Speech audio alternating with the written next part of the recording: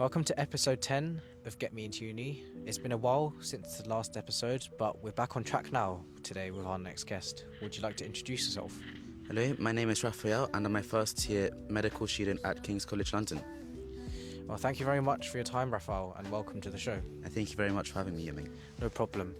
So, first few months at KCL, how's it been like for you? What have you been up to? I think I've definitely enjoyed it. Even though I'm commuting, I still feel like I've been enjoying it a lot because I think I've joined a few societies now, and I think I've been able to make friends outside of my course as well, which helps to not just get away from the academic sides. And because I'm still at home, I've still got the people close to where I live, so at least at times I do feel like I'm living the best of both worlds, so that's definitely helping me a lot. Great to hear that you're enjoying yourself. So what have you been up to in your degree? So medicine at KCL, is it more on the theory side or on the practical side? What have they been teaching you? I think it's probably more towards the theory side. We have 3 modules right now. So one of them is foundations of biomedical science, and a bit of it is A-level biology recap, but also more detail in certain topics like transcription, translation.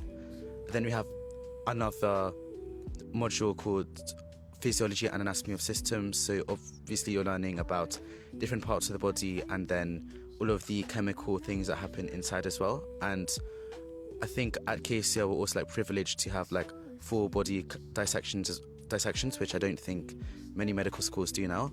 And obviously for those 2 modules you have quite a lot of lectures, but also seminars, tutorials, workshops to consolidate certain content. And then the third module that we have is Introduction to Clinical Values-Based Practice.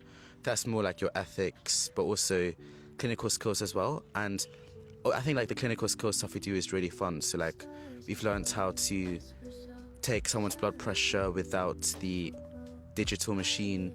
We've done patient scenarios where we get into groups of 4 and we pretend to be a patient, pretend to be a proper doctor, act as a medical student. So that's been fun as well. Well, sounds like you've got an exciting few years ahead of you then. Now, there's a lot of aspiring medics out there who want to be in the same position as you, who want to apply to medicine, so they would like to hear experiences on doing that. So let's start off with your A-levels. So what subjects did you take and how did they go for you?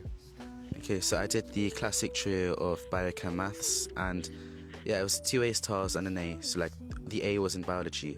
So I think with maths and chem, because I think I like the problem solving side, again, it's just practice, and then you can get away with using other exam boards for those 2 subjects. And also, obviously, if you struggle with anything, focus on them more and ask your teachers, ask your friends for help as well. With biology, I think was when I dedicated a lot more of my time to, because I knew I would struggle with it, and it's so content heavy. So I started off with blurting to help me to understand the information and to memorize it, and then retained it a bit with flashcards as well. I think what helped me a lot with biology was also doing study calls. So me and a friend, we would just call each other, quiz each other as well. So then it helps us to figure out where our gaps are, so that we're able to fill them and also to clarify things. And it also helps you to know whether you truly understand something, because if you know the concept well enough, you're able to explain it and teach it to other people. So that's it.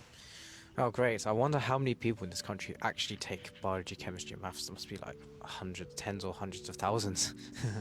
Moving on to the UCAT now, everyone applying for medicine has to sit that. How was your experience with that? How did it go for you? And what advice would you give to people who have to sit the UCAT? Okay, so I think for me, I did the UCAT towards the end of August, and I think I got 2910 band 2, and so that was 89th percentile for my cohorts, which I'm really happy about. And I would say I think the first bit of advice before you do anything is, on the day that the bookings come out, genuinely wake up early on that day and be ready to book your thing, book your slot as soon as they come out, because you want to make sure you have a good time. Because I think towards the end of August, especially if you're year 12 listening to this right now, then I think I would definitely recommend doing it towards the end of the summer holidays, because if you do it too early, end of July or something, you won't have that much time to prepare. But if you do it in year 13, then that means, one, you're going to be distracted by everything else, but also you're not going to have that much time to think about which universities you're applying to, because like most likely where you're applying to largely depends on how well you did in the UCAT. So I think that's just step one. In terms of preparation for it, I would say try and experiment with different techniques. So, and also, I've also realized for me, like the big struggle wasn't the questions themselves, it was a lot more with the time management. So yeah, I think that's like the big obstacle when it comes to the UCAT. Being able to know, oh, when should I skip, when do I not, is like a really big thing. And like even then, I just knew that there was certain questions I just wouldn't have time to figure out. It's like even like abstract reasoning, I know that doesn't exist anymore, but I remember in the real thing I just guessed half of the questions because I didn't know and I didn't have the time to use, and somehow that ended up working in my favor. So subtest wise, let's say the sort of verbal reasoning, I think my technique at the beginning was just skim read and then answer the questions. But then when I changed my strategy to look at the question, look at the keywords in the question, and then skim the text for keywords, I saw that my score went up a lot more. So again, have that time to, you want to make sure you have that time to experiment and know what works with you. And I think for like when you do like your mock tests or mock questions on like Medify, Bed Entry, things like that, then if you get a question about like true, false, or can't tell, if the statement says something that you know is factually true, like proteins are made up of amino acids, but it doesn't say that in the text, then put can't tell. Like don't just assume because you know something is true means that it actually says it there. So quantitative reasoning, that calculator is the most annoying thing ever, because like it's like those old ones on like phones 10 years ago where if you press the wrong button then you have to like restart everything all over again. So like I was like, learn the keyboard shortcuts because that will definitely save you time. I think if you can do some of the stuff mentally, then do it mentally, because like it will generally feel like doing it mentally will be a lot faster than just typing it on the calculator. And if there's ever a time it feels like you have too much information in your brain, just write out what you need to do, because it's good to double check, but at times like double checking everything might take valuable seconds that you could be using elsewhere. And what's the next one? It's situational judgment. What helped a lot, actually no, not situational judgment, let's do decision making. Decision making, what helped me a lot was to like draw things out, just because then it helped me to like visualize everything a lot more, and again it avoided the issue of having too much stuff to remember in my brain.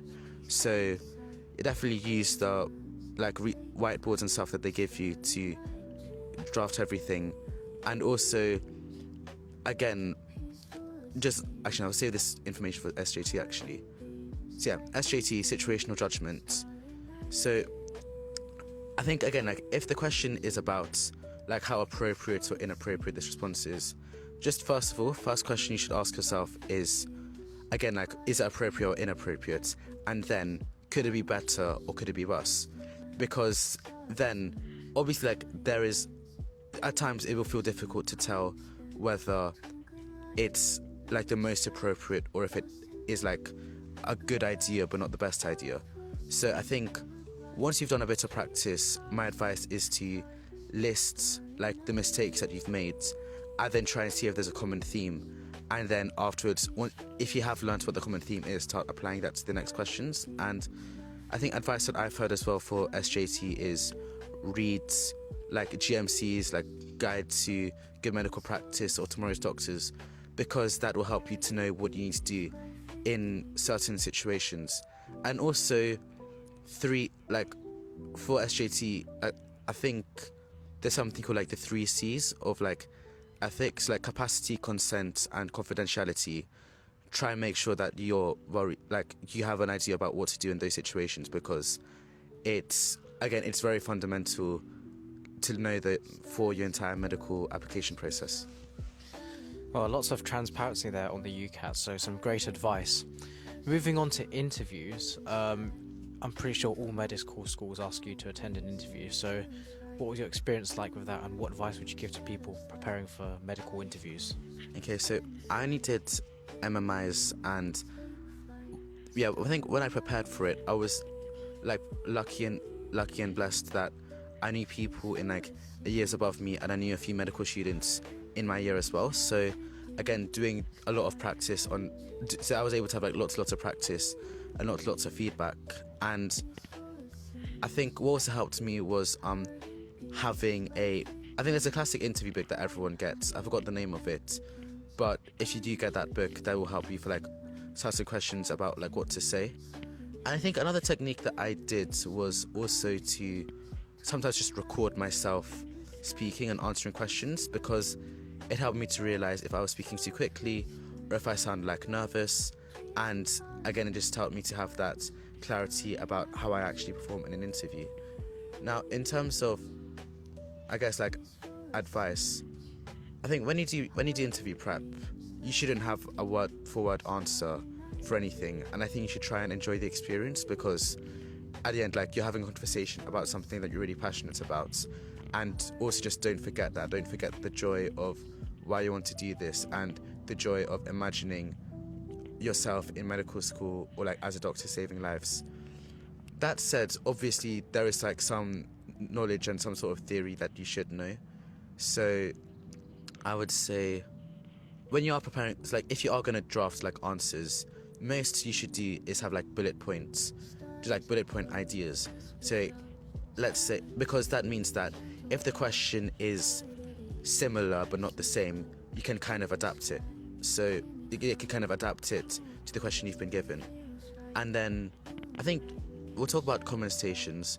So I would say big advice is make a list of different healthcare roles and write one or two sentences about what each of them do, because again, it helps you to have that clarity. And if you're asked something along the lines of why medicine over another healthcare profession, you'll be able to think of a better answer for that, because obviously lots of the reasons for why medicine can also fall under why nursing or why physiotherapy or something. Then with like, if you're asked about a time that you did this, star structure helps a lot. When it comes to breaking bad news, spike structure helps a lot. Communication, if you're asked to describe a graph or asked to describe a photo, imagine that the interviewer can't see it, or like imagine you're having a phone call with the interviewer, and then what you do first is you should start big and then go small. So like, rather than explaining the intricate details of the graph at the very beginning, just say something along the lines of, oh, the graph is about this, y-axis shows this, x-axis shows this, and then carry on from there. And because for MMI specifically, genuinely, once you've done like 1 or 2 weeks of like just trying to understand what it's all about, practice under times conditions, because again, you'll never know how much you ramble on for something for, and that could be like a very deadly mistake, because there might be like really important follow-up questions that you just won't have time to answer. So yeah, I think my overall advice for interviews is try and enjoy the experience, and then just have ideas. Try and think of ideas about what you're going to say, but don't over-prepare or don't script them. And just try and do lots of practice with other people to make sure that, just so that you're not blind to your own faults or weaknesses. Some people do get very nervous when they have to do university interviews, so I do agree with you. Go in there and just enjoy the experience. That's a great piece of advice. This is a question from Oscar, who was the last guest on this show. He asks, what experience at university changed the way you think? I think I would say it would be this dissection that we did, because I think in the beginning, like before I went, I would never expected to see what I saw on that day. So what happened was we cut through the muscles, got to the rib cage, but then what really surprised me was that like we were being given like electric saws to cut through the clavicle, and then afterwards we were given like rib cutters to just cut through the ribs. So you basically just ended up removing the rib cage of our cadaver, and then we got to see like the real like lungs. And I think it just made me like really appreciate how much stuff we have to learn, and appreciate like, oh, this is real life now. This isn't just random pictures on a screen or on a PowerPoint. The fact that these are like the fact that we have to deal with human lives every single day, and that's what we're working towards. And I think it made me just realize how it just made everything more surreal, and made me realize the gravity of like the situation that I'm in and why I'm in this in the first place. Well, a very interesting experience there for you, Raphael. And what is one question you'd like to ask the next guest on this show? I think we'll just keep it nice and simple. So, what are the best food spots near your university? Well, stay tuned to the next episode to see the answer. Well, thank you very much for your time, Raphael, and it's been great having you on the show. Thank you very much, Amy. No problem.